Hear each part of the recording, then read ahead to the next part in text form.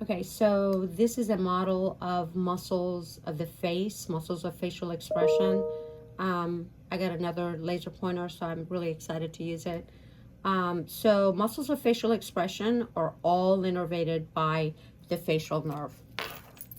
Okay, so I'm going to show you the ones that you are responsible for, which is actually most of them.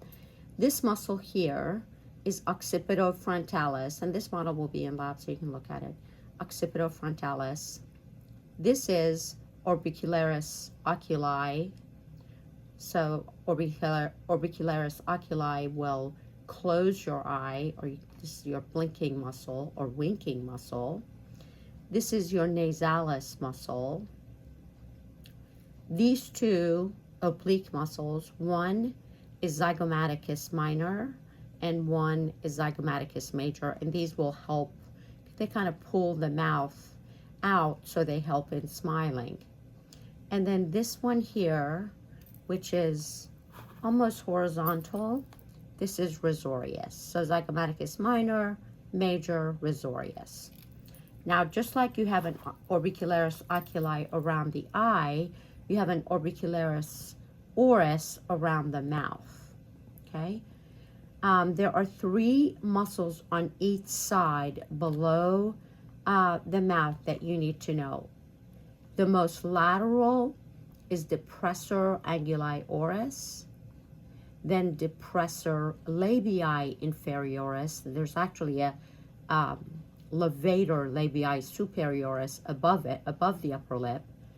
And then the most medial muscle, they're actually, in real life, they're actually pretty close to the midline of the chin. That's the mentalis.